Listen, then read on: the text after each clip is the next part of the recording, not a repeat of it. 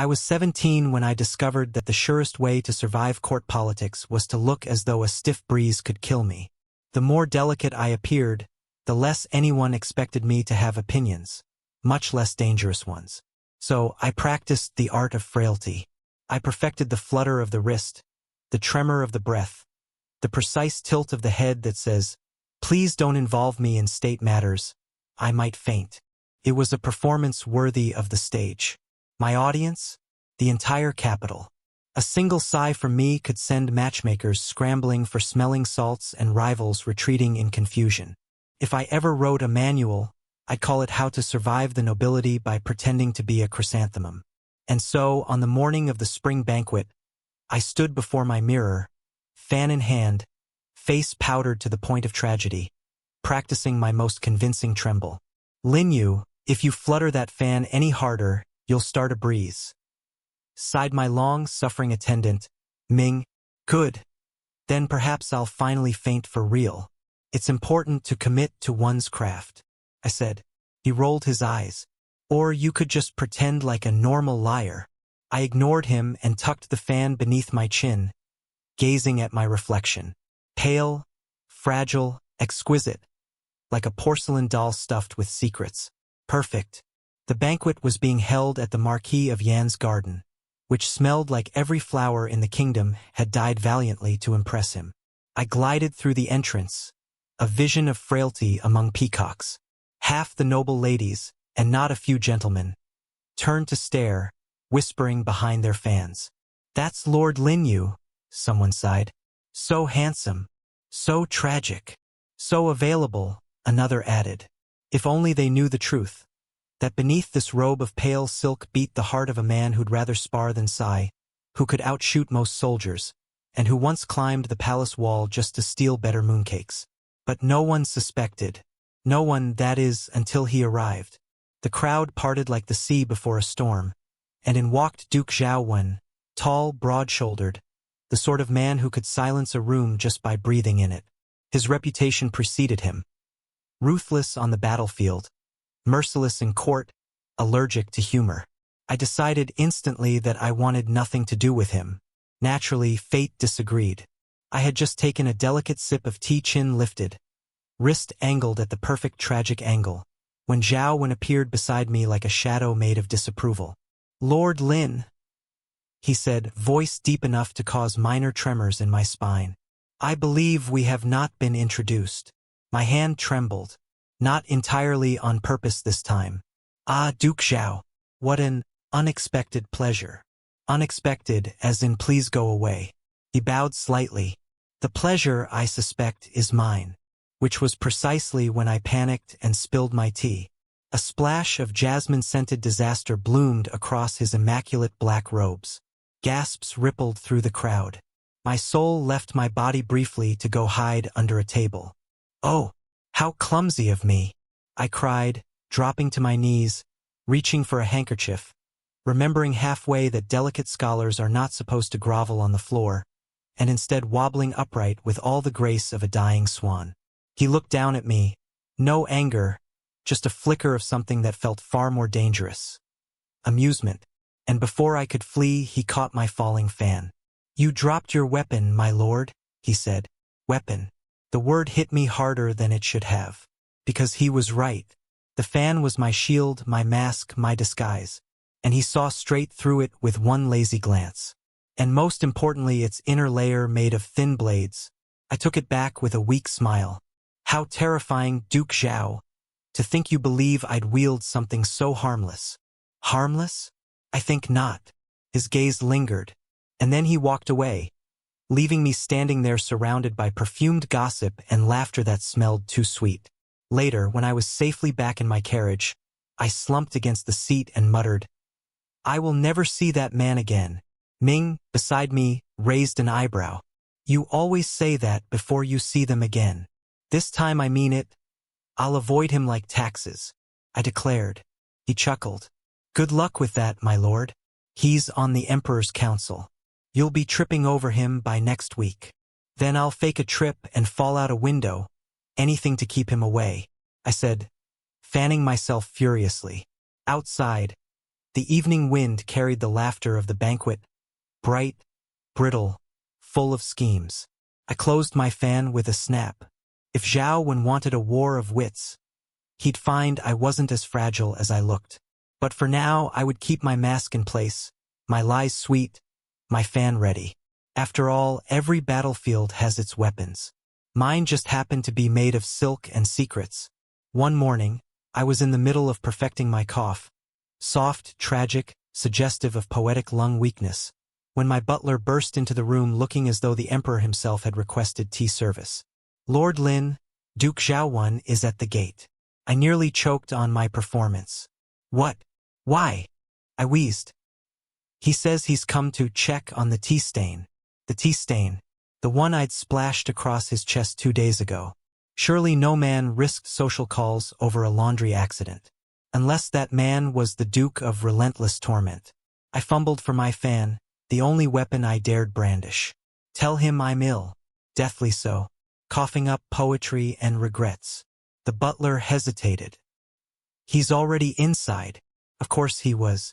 By the time Zhao Wen strode into my study, I was reclined on a couch, wrapped in a silk robe, and surrounded by strategically placed pillows that screamed invalid but stylish. I lifted my fan with the elegance of a doomed flower. Ah, Duke Zhao, what a surprise. I hope you are not here to avenge the tragic loss of your dignity and your robe, I said weakly. On the contrary, I was concerned you might still be trembling from the shock, he said, bowing slightly. Only when reminded of it, please sit, though I must warn you, I've been terribly unwell. The air, the moonlight, the gossip.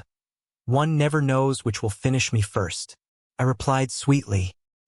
He took the seat opposite mine, uninvited, with the calm confidence of a man used to occupying space he shouldn't.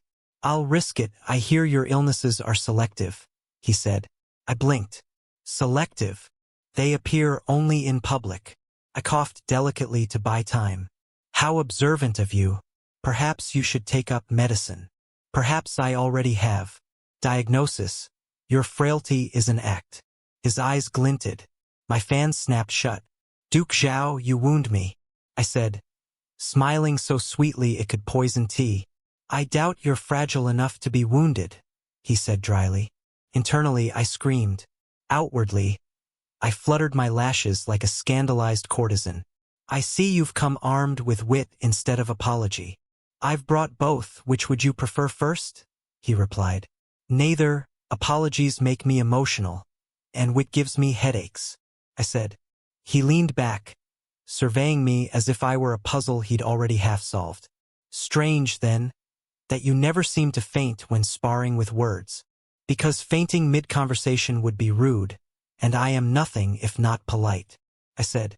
He smiled barely, but it was the kind of smile that made you feel as if you just walked into a trap you built yourself. I turned away, pretending to admire the peonies on my writing desk. It's remarkable how concerned you are over a tea stain. One might think you came for something else, I said. I did. Clarity, he said. Clarity? On whether your fan hides a face or a facade. Oh, it hides many things. Sunlight, boredom, uninvited dukes, I said quickly. He stood, stepping closer.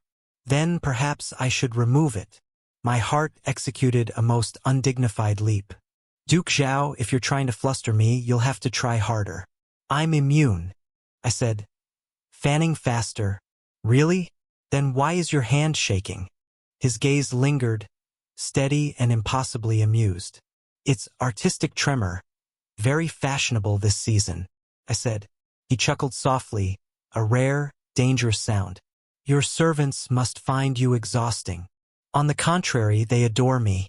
My life keeps them employed, I said. At that, Ming snorted audibly from the doorway before pretending to sneeze. I shot him a glare sharp enough to curdle milk.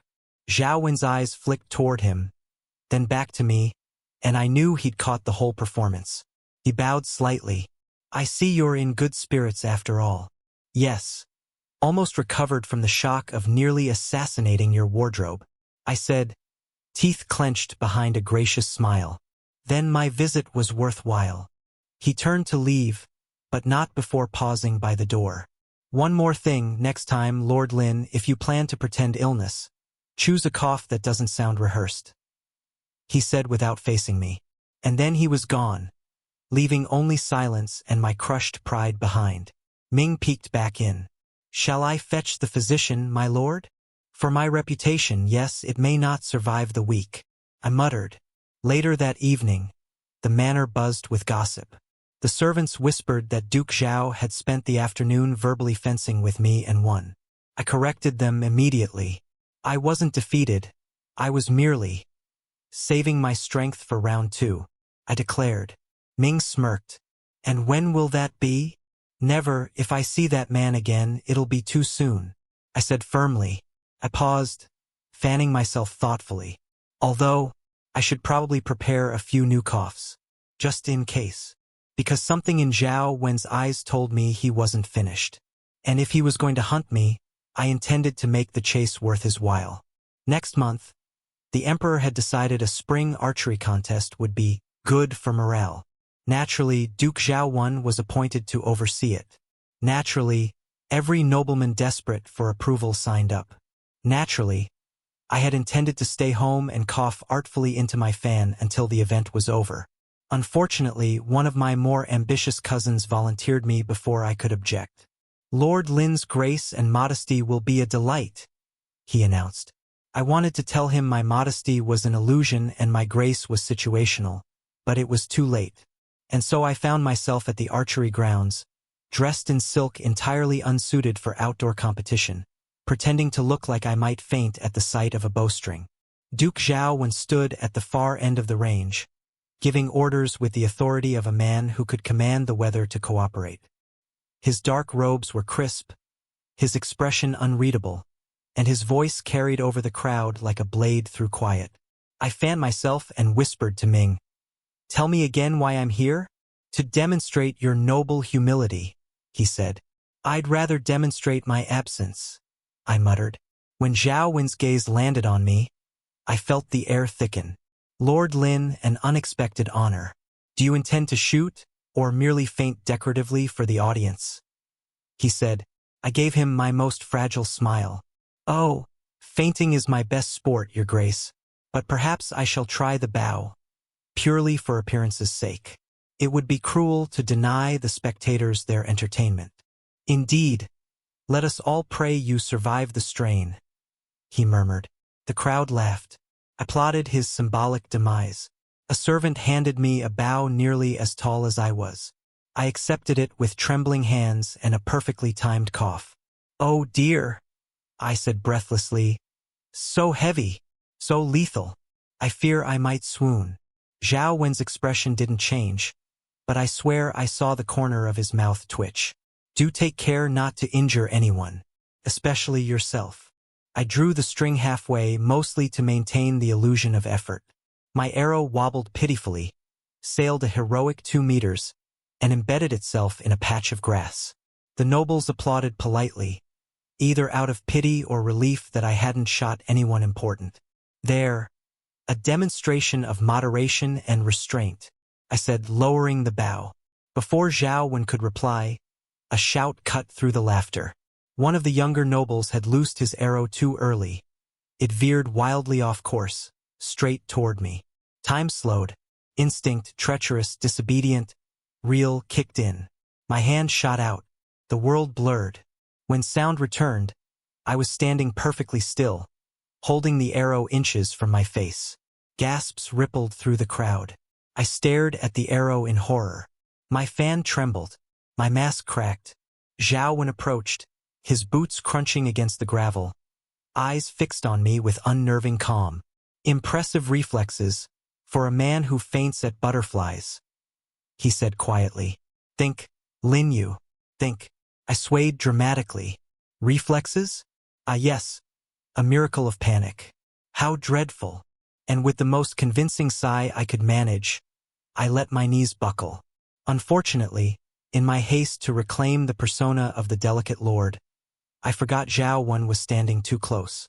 I grabbed the nearest thing for support, him. The world spun.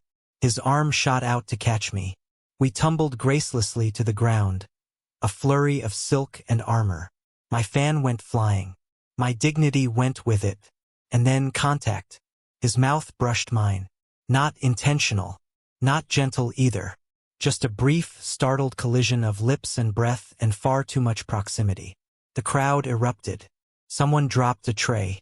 Ming feinted for me out of loyalty. I froze. Zhao Wen's hand was braced against the grass beside my head. His eyes were very close. Sharp, unreadable, with a glint that said he'd just won something I hadn't realized was a game. Ah, an accident, I said. Of course, you do have a talent for those, he said, voice low. Heat flooded my face. I scrambled upright, snatched my fan, and flapped it furiously as if I could fan away reality. A dreadful tragedy. My first kiss, stolen by a man with a sword for a personality, I declared. Ming groaned somewhere in the background. Zhao Wen stood, dusting off his sleeve, utterly unbothered. You catch arrows, Lord Lin, but can't dodge embarrassment, he said. Some of us value drama. Duke Zhao, it builds character. I retorted. He gave a slight bow. Then consider your character improved. The audience was still whispering as he walked away, unhurried and smug. I stood there, pretending to sway, my mind racing. If he suspected before, now he knew. Later, in my carriage, Ming refused to meet my eyes. Well, at least you didn't die, he said finally. No, just my reputation. Publicly. With witnesses. I sighed. He tried not to laugh. It could be worse. How? He might decide to visit again. I groaned and pressed my fan to my face. If he does, I'll have to fake my own death. Still, as we rolled away, I couldn't stop replaying the moment. The shock, the heat, the impossible closeness. Tragic, indeed. My first kiss lost to the one man too sharp to ever let me hide again. Next morning, I woke to the sound of gossip. A dreadful way to begin any morning. Apparently, half the capital now believed Duke Zhao Wen was personally tutoring me in the art of something unspeakably scandalous. The rumors were so vivid I blushed just hearing them. They say he visits your manor thrice a week to give you lessons. Ming reported solemnly over tea. Lessons? In what? Surviving social humiliation. I sputtered. More intimate subjects, my lord. I nearly dropped my fan. He's teaching me archery, not anatomy. Ah, but that's not what the poets are writing, Ming said with a smirk. Indeed, there was already a ballad circulating in the market titled, The Duke and His Delicate Scholar. I skimmed one verse before swearing vengeance on every bard within a 5-mile radius. To counter the rumors, I did what any rational man would do. I overacted my shyness to alarming degrees. Whenever someone mentioned Zhao Wen, I coughed, fanned myself furiously, and pretended to swoon. It worked for exactly 2 days, until His Grace himself arrived with a royal decree. We are to travel together, he said simply, holding out a scroll. I blinked. Together, he nodded. An imperial errand. The emperor wishes us to inspect a collapsed bridge near the northern provinces. That sounds dangerous. Bridges fall, people drown, fans get ruined. Surely I'm unfit for travel, I said quickly. I told His Majesty you would say that, he insisted. Zhao Wen said. I see. Then I'll pack extra handkerchiefs for my tears. I sighed. Our journey began the next morning, under a sky far too bright for my mood. The road stretched endlessly through fields of spring grass, the air thick with the scent of wildflowers and impending doom. Zhao Wen rode ahead, silent as a sermon, while I languished in the carriage, practicing new ways to sigh convincingly. Every so often he would glance back as if checking to see whether I'd evaporated. By the second day, I was so bored I began composing poetry to the rhythm of the carriage wheels. O cruel road, that rattles my bones. O stubborn duke, who travels like stone. Ming clapped sarcastically. Truly inspired, my lord. I'm a misunderstood genius. Future generations will weep over these verses, I declared. They already weep, my lord, he muttered. We were arguing over rhyme schemes when the world abruptly shifted. The carriage jolted. Horses screamed. A shout rang out, "Bandits!" Before I could summon my fainting act, the door burst open and a masked man lunged in, brandishing a blade. Reflex took over again. I flicked open my fan, feinted left, then jabbed a concealed hairpin straight at his wrist. The weapon clattered to the floor. Another bandit appeared. I ducked beneath his swing, swept his leg out from under him, and pinned him neatly with my knee. For one gloriously reckless moment, I forgot myself, and then Zhao Wen's voice cut through the chaos. "Lord Lin." I froze mid-pose, the hairpin still pressed against a bandit's throat. Oh no. He was standing at the carriage door, sword in hand, expression unreadable. But his eyes, oh, those traitorous eyes were gleaming with amusement. "Ah, self-defense. Very accidental," I said. Zhao Wen stepped closer, gaze flicking from the unconscious men to me. "Accidental?" I coughed, straightened, and delicately brushed dust from my sleeve. "A fit of nervous energy." "Tragic, really?" Before he could respond, the sound of approaching soldiers echoed down the road, our reinforcements late as always. I took one look at Zhao Wen's smirk and knew I was doomed. Quickly, I staggered backward and collapsed into a most graceful feint. When I opened one eye a sliver, Zhao Wen was leaning over me, arms folded. "You fight better unconscious," he said. I fluttered my lashes weakly. "It's a family curse." He exhaled sharply, half amusement, half disbelief.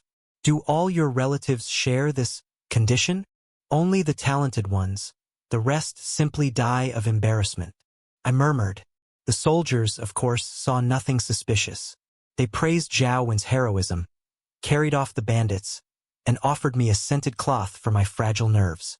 I accepted it solemnly, resisting the urge to beat them with it. That night, as we camped by the roadside, I found myself sitting by the fire opposite Zhao Wen. The moonlight gilded the edge of his armor, and for a moment, he looked less like the terrifying Duke and more like something carved from quiet patience. "You're not going to report my miraculous recovery, are you?" I asked, stirring my tea. He glanced at me. "That depends." "On what?" "Whether you plan to keep pretending you're helpless." I smiled faintly. "Only when it's useful." His gaze lingered, sharp and unreadable. "Then I'll know when to stop believing you." I raised my cup. "You'll never be sure, Duke Zhao. That's the fun of it." He huffed a laugh, low, reluctant, genuine. "You are the most exhausting man I've ever met." I take that as a compliment. Later, when he retired to his tent, I stared into the fire and sighed. Somewhere between the gossip, the swordplay, and the ridiculous poetry, I'd begun to realize something deeply inconvenient. The more he saw through my act, the more I wanted to drop it. After the little adventure, we were finally on our way back to the capital, the bandits behind us, my dignity mostly intact, discounting one fainting episode and a suspiciously heroic rumor, when the heavens decided to test my patience. Our carriage groaned, shuddered, and gave a final, pitiful crack before one wheel rolled off into the abyss below. I stared after it in horror. Did that just... "Yes," Zhao Wen said calmly, dismounting his horse. "The wheel has fallen." "How observant. Do all generals receive training in identifying missing objects?" I said. He gave me a look that could curdle milk. "We'll need shelter. There's a storm coming." As if on cue, thunder rumbled through the mountains. I clutched my robe dramatically. Perfect. I always wanted to die damp and inconvenienced. A flicker of irritation crossed his face before he pointed toward a small structure further up the trail. A shrine or a temple, its roof half collapsed but still standing. "Come," he ordered. I would, but my delicate constitution forbids uphill walking in the rain. I said, "Walk, Lin Yu." And so I walked because apparently sarcasm doesn't shield you from hypothermia. By the time we reached the temple, the sky had split open, rain hammering the stone steps like a personal grudge. Inside was dim and musty, lit only by flashes of lightning through the broken roof. A single weathered statue of some long-forgotten deity stared down at us as if judging our life choices. Charming, I'd offer incense, but I fear the smoke would collapse the roof. I muttered. Zhao Wen ignored me and began checking the space. Ever the soldier. He cleared a corner, set down his cloak, and gestured for me to sit. You expect me to sit on the floor? I asked, scandalized. Unless you prefer standing all night. I sat. Grudgingly. Gracefully. The wind howled through the cracks, carrying the chill straight to my bones. I wrapped my robe tighter, pretending not to shiver. Zhao Wen, of course, noticed immediately. You're trembling. It's the cold and the smell of your arrogance, I said. He arched a brow. Shall I move farther away? That depends. Can you take the thunder with you? I said lightly. A particularly loud crack of lightning answered for him. The temple shuddered. I yelped, purely out of instinct, and somehow ended up pressed against him. His hand came up automatically, steadying me by the waist. For a moment, neither of us moved. The air between us grew thick, full of unsaid words and very loud heartbeats. Mostly mine. I tripped, I said, because clearly admitting I flung myself into your arms out of mortal terror was not an option. On what? Your imagination? He asked, voice low. I happen to have an excellent imagination, I snapped, trying to wriggle free. Unfortunately, he didn't seem inclined to release me. Another flash of lightning illuminated his face. Closer than I remembered, his eyes dark and steady, the faintest curve at the corner of his mouth betraying amusement. Still trembling, Lord Lin? He murmured. Purely from the cold, I managed. He chuckled, low and quiet, and for one impossible heartbeat I thought he might actually kiss me. My breath caught. The world seemed to narrow to the sound of rain and the space between us. Too small, too charged. Then thunder boomed again, and I seized the opportunity to duck away, fanning myself violently. If this storm lasts much longer, I shall expire from proximity alone. I doubt it. You thrive on dramatics, Zhao Wen said.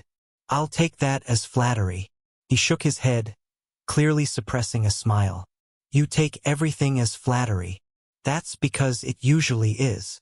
The rain continued through the night, and with our supplies soaked, Zhao Wen built a small fire in the shrine's hearth. I watched him work, efficient, focused, maddeningly competent, and tried not to think about the warmth of his hand still lingering on my waist. To distract myself, I said, If you weren't a general, you'd make a fine servant. You're quite handy with kindling, and you would make an excellent nuisance anywhere, he said. I prefer the term inspiration. An inspired nuisance, then. Thank you. Finally, a title worthy of my talents. We sat in companionable silence after that, or as companionable as silence can be when your mind is full of treacherous thoughts involving your least favorite duke and a thunderstorm. When the rain finally eased, dawn crept over the mountains, painting the clouds gold. I caught Zhao Wen looking at me once, his expression unreadable. What is it? I asked. Nothing, just wondering which mask you'll wear today, he said. I smiled faintly. Whichever keeps you guessing. He nodded. Then I'll keep guessing. As we left the temple, I glanced back at the flickering embers of the dying fire. Sparks still glowed faintly in the ashes, stubborn, refusing to go out. Much like the tension between us. Bright, ridiculous, and impossible to ignore. By the time we returned to the capital, I had perfected the art of pretending nothing untoward had ever happened on that mountain. No shared shelter, no awkward almost kiss, no warmth that lingered longer than the storm. Just two respectable officials who happened to dislike each other at close range. Unfortunately, the emperor had other ideas. Lord Lin, Duke Zhao, I have a delicate matter for two trustworthy men, His Majesty said, smiling like a man about to ruin my peace. Trustworthy. I nearly laughed. There are whispers of corruption in the Ministry of Works. You too will investigate, discreetly. The emperor continued. Zhao Wen bowed, all calm professionalism. I followed, trying not to trip over the word discreet. It was not, historically, one of my better skills. The Ministry of Works was a hive of polite chaos. Officials fluttered around us like startled pigeons, bowing, sweating, swearing they were innocent. I took one look at the mountain of ledgers and decided I'd rather be ambushed by bandits again.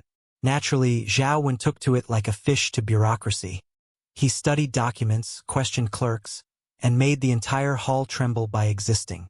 My contribution.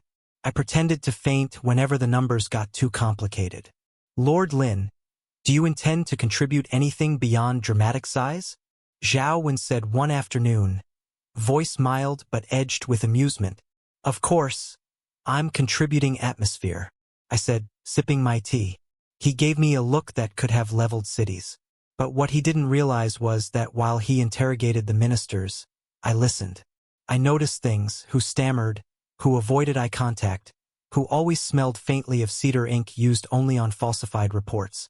And when I had something useful, I told him, in code. Each afternoon, I sent him tea brewed to a different flavor. Green for innocence, jasmine for suspicion, oolong for guilt. By the third day, he'd caught on. When he sipped the jasmine and looked up at me across the council table, I saw the faintest flicker of a smile.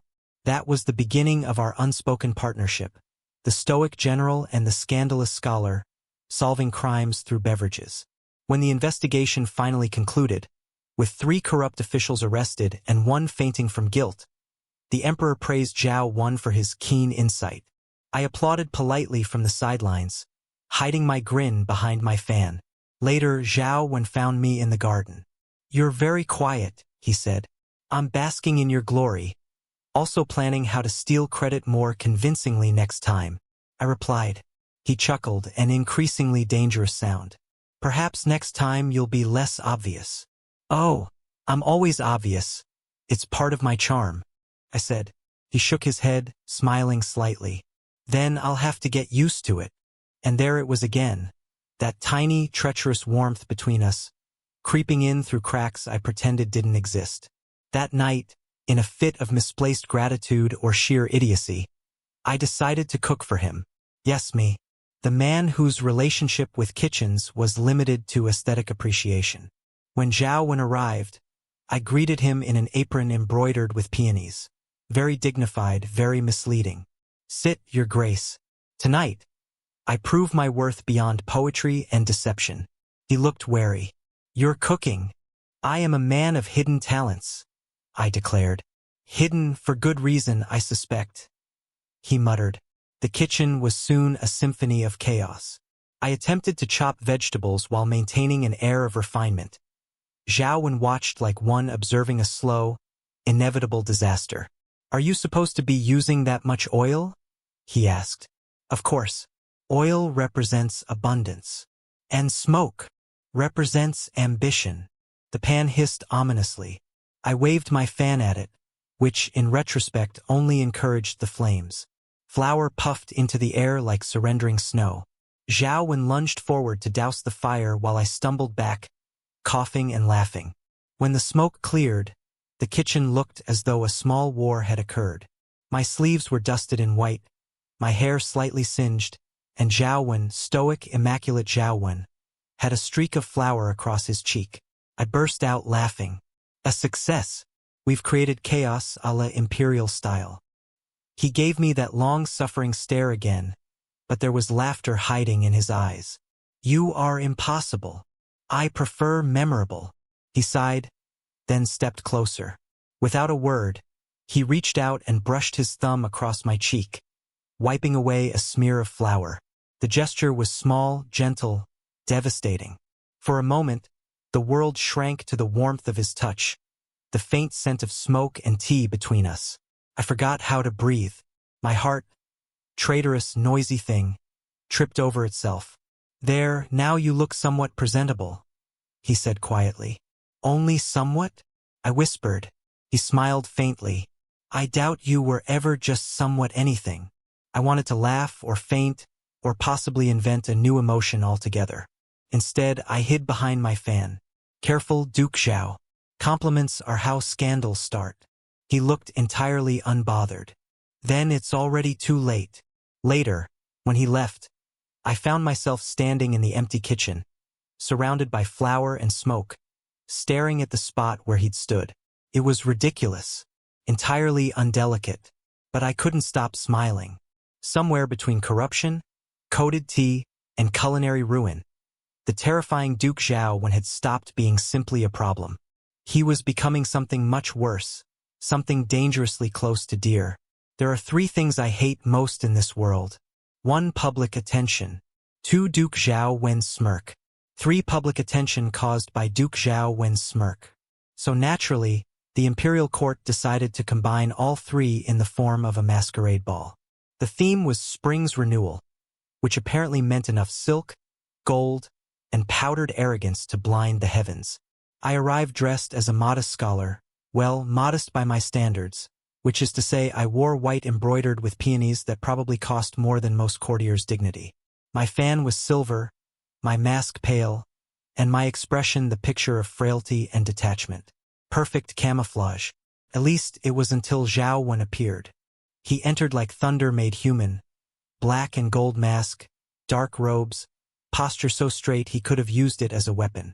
The room shifted around him, whispers blooming like weeds. And then, of course, his gaze found me. "Lord Lin, you look radiant," he said, bowing slightly. His tone was too polite to be safe. "Thank you, Your Grace, you look formidable." "As usual," I replied sweetly. He leaned in just enough that his breath brushed my ear. "I was beginning to worry you'd avoid me all evening." "Me? Avoidance is for cowards." "Then you won't mind a little attention, perhaps a dance?" he said. I froze. "A dance?" He smiled behind his mask, the kind of smile that promised trouble. "Unless, of course, you'd prefer I announce our engagement instead." The fan nearly slipped from my fingers. "You wouldn't dare. I've done worse." My pride, that treacherous creature, rose like a phoenix. "Fine. A dance, then. But you'll regret it." The musicians struck up a tune as Zhao extended his hand. The room hushed. Every eye turned toward us, the delicate scholar and the terrifying Duke. He led me onto the floor, our movements deceptively graceful. I kept my expression serene, though inside I was debating whether to fake a faint or a scandal. "You're trembling," he murmured as we turned. "From outrage," I hissed. "Of course. Our dance was supposed to be genteel. Naturally, it turned into a duel. It started when some overly ambitious noble decided to impress the crowd by challenging Zhao to a fencing match. A ridiculous idea at any time, suicidal at a masquerade. Before I could stop myself, I spoke. "Why not make it interesting? Let me defend my lord's honor." The words hung there. The crowd gasped. Zhao raised an eyebrow. "Your lord's honor?" he echoed. "Purely in the academic sense, I couldn't let you tire yourself," I said.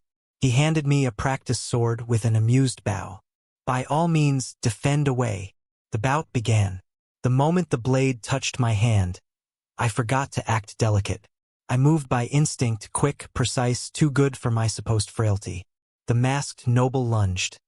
I parried and countered with ease, the steel singing through the air. The crowd murmured. Someone gasped, "Lord Lin fights beautifully." I realized my mistake too late. Zhao gaze burned through the mask like sunlight through silk. He knew. He'd always known. When I disarmed my opponent with a final flick, silence rippled through the hall. My mask slipped halfway off, revealing my face. Flushed, triumphant, very much not fragile. Zhao stepped forward, slow and deliberate. His eyes met mine, dark, knowing, wickedly proud. "I see," he murmured. I wanted to retort, to reclaim my carefully built illusion. But then, someone bumped into us as the crowd surged closer. Zhao reached to steady me. I twisted to avoid him, and our masks collided. Our lips collided. And for one startled, breathless second, the world stopped. Warmth, silk, the faint scent of sandalwood. My mind went blank. His hand was at my waist, mine at his shoulder, and the universe tilted somewhere between horror and something far too pleasant. The crowd erupted in delighted shrieks. I leapt back so quickly I nearly tripped. "That was an accident," I stammered. "Entirely. I slipped." "On what?" Zhao asked mildly. On propriety." He chuckled, low and dangerous. Ah, a slippery thing, indeed. The rest of the night blurred into chaos. I fled to the garden, fan snapping open like a shield. My reflection in the koi pond stared back, mortified and crimson. My first public duel and my first public kiss. I should retire. Perhaps join a monastery. I muttered. Behind me came the inevitable voice. Running away again, Lord Lin? I turned. Zhao Wen stood by the moonlit gate, mask still in hand. His expression was unreadable, save for the faint amusement dancing at the edges. You have a terrible habit, I said. Of what? Appearing wherever my dignity dies. He smiled.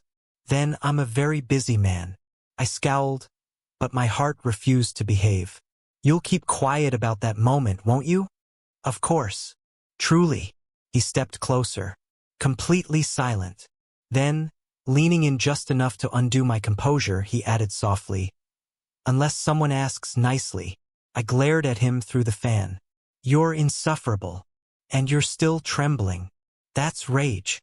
Of course, he said again, clearly not believing a word. Later, when I returned home, I tried to sleep but couldn't. Every time I closed my eyes, I saw his face unmasked, that look in his eyes, half triumph, half something I didn't dare name. I groaned, burying my face in the pillow. Tragic, utterly tragic. My first public kiss, stolen by a man whose idea of flirting is psychological warfare. And yet, somewhere deep down, I knew I'd remember the warmth of that accidental kiss far longer than I should. Apparently, half the capital now believed that Duke Zhao Wen and I were engaged. The other half believed I had ensnared him through my frail charm and fluttering eyelashes. Ridiculous. I don't flutter. I strategically blink. But facts were irrelevant when the capital was hungry for scandal. Courtiers whispered, servants giggled, and the emperor himself smiled too knowingly whenever we entered the same room. Zhao Wen, of course, found the entire situation amusing. One morning, as I tried to hide behind a scroll the size of my ego, he said calmly, "You've been ruining my peace since the day you spilled tea on me." I peeked over the parchment. "You call this peace? You've been following me everywhere since then." "I call it supervision." "Harassment," I corrected. He smiled slightly. "Semantics." That was when I realized his threats to announce our engagement were not, perhaps, as hypothetical as I'd believed. And so, naturally, I did the only reasonable thing. I fled. The plan was simple. Disguise myself as a humble traveling poet, vanish into the countryside, and live on stolen pastries until the scandal cooled. Unfortunately, Zhao Wen had a talent for ruining plans and peace. By the time I reached the river port, I was rather pleased with my disguise. A bamboo hat, plain robes, and a new name, Lu the Languid. It was important to stay on brand. I had just boarded a small merchant boat when a deep, all-too-familiar voice said behind me, "Lu the Languid? Truly?" I froze. "How did you?" "Your handwriting on the forged travel pass, and the fact that only you would steal a pastry from a guard while escaping," Zhao Wen said. I turned, glaring. That pastry was vital for morale. He stepped aboard, entirely uninvited. Whose morale? Mine. And just like that, my escape turned into a chase across provinces, except he was the one following, and I was the one constantly losing my dignity. We argued across mountains, through forests, and down riverbanks. We were mistaken for a married couple by innkeepers, mortifying, chased by creditors who mistook his name for mine, infuriating, and once shared a single narrow boat cabin during a storm, emotionally compromising. There was a moment on that boat when lightning flashed and he reached out to steady me. Our hands met. I didn't pull away, neither did he. He just looked at me, silent, unreadable. I looked anywhere but at him. The next morning I pretended nothing had happened, which was exhausting, since something very much had. When I finally reached the capital again, I was determined to avoid him. I'd perfected avoidance. I could avoid like an art form. But fate, as always, was a spiteful playwright. I was cornered, literally, in the emperor's garden. The peonies were in bloom, pink and white and utterly mocking. I'd come to hide among them, But Zhao Wen found me anyway, his shadow long and inevitable across the petals. "So this is where you've been hiding," he said, voice too calm. I turned slowly, fanning myself. "Merely communing with nature." He took a step closer. "You've been running for weeks. Exercise is good for the constitution. Lying is bad for the soul." I scowled. "Then my soul is doomed." His gaze softened, the teasing gone. "Lin Yu." It was the way he said my name, quiet, certain, that made me stop. "I know why you run. You think if you keep pretending to be something you're not, no one can hurt you. No one can truly know you," he continued. I opened my mouth to deny it. Nothing came out. He took another step. "You don't have to pretend with me." And that, curse him, that was the problem. Because somewhere between sword fights, rumors, and flower-covered disasters, I had begun to want to stop pretending. But admitting that would mean surrendering the only armor I'd ever had. My fan trembled in my hand. "I'm tired, Zhao Wen," I said finally. My voice surprised even me, soft, stripped of irony. "Tired of pretending. Tired of playing fragile when I'm not. Tired of running from things that," I faltered, "from people that matter." He closed the last of the distance between us. The garden went still, the air full of petals and thunder and something dangerously fragile. "Then stop pretending with me," he said simply. I looked up at him. This impossible man who had chased me across provinces, who had seen through every disguise I owned, and still hadn't walked away.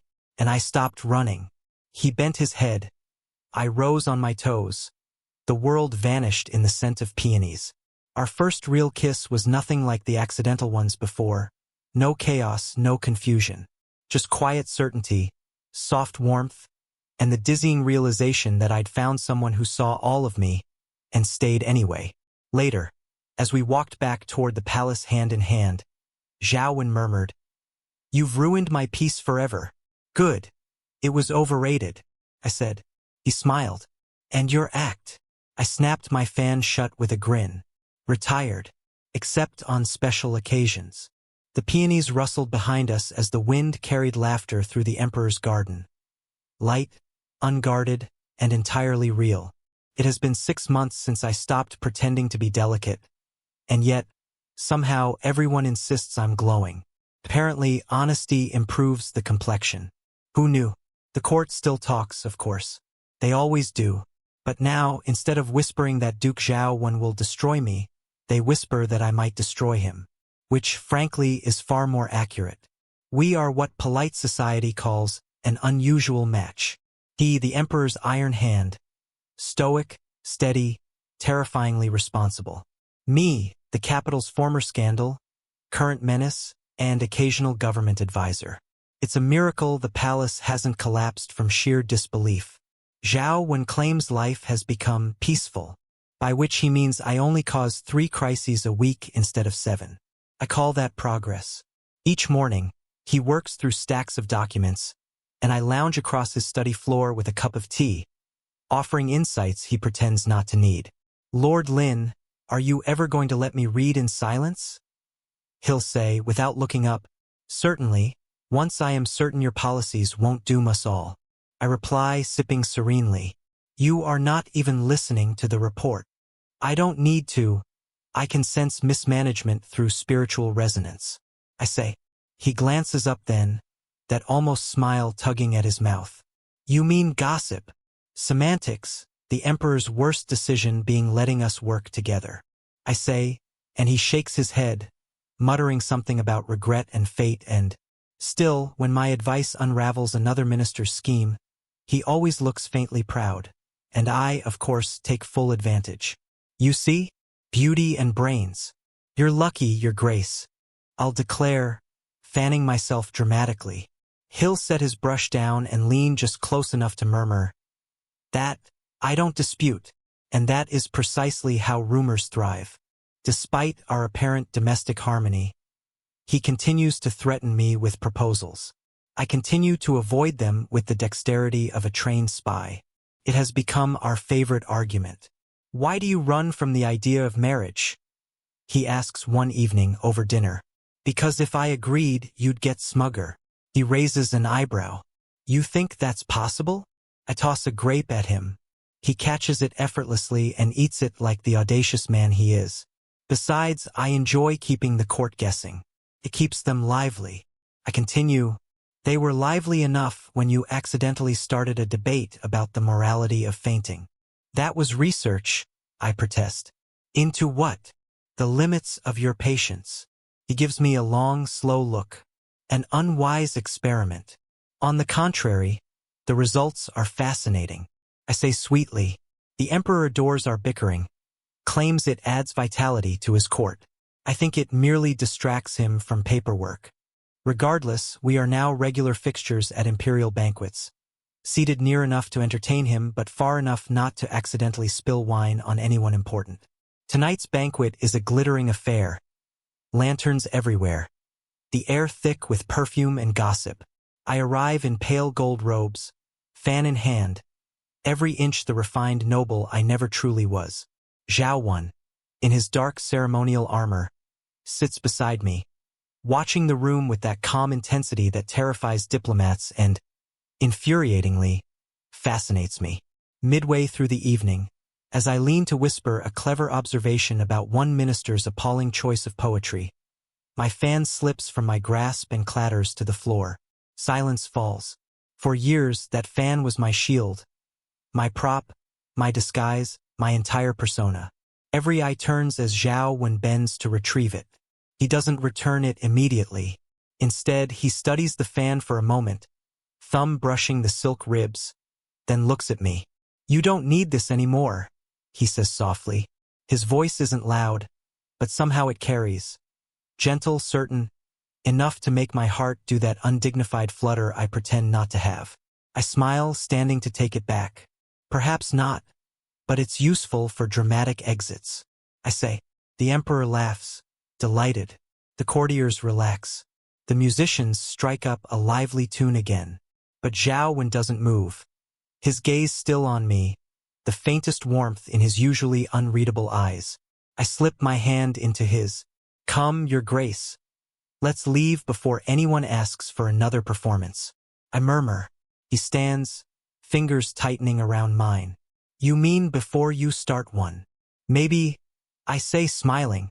We walk out together through the lantern-lit hall, laughter echoing behind us, the scent of wine and peonies following in our wake. For once, I don't feel the need to hide behind wit or fluttering fans.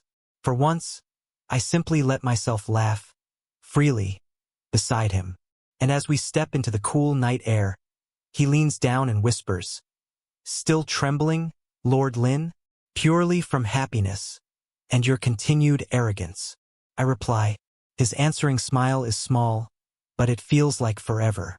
Hand in hand, we disappear into the moonlit courtyard. No masks, no lies, no need for either ever again. Just laughter, truth, and the sound of two hearts, mine and the Duke's, finally keeping time.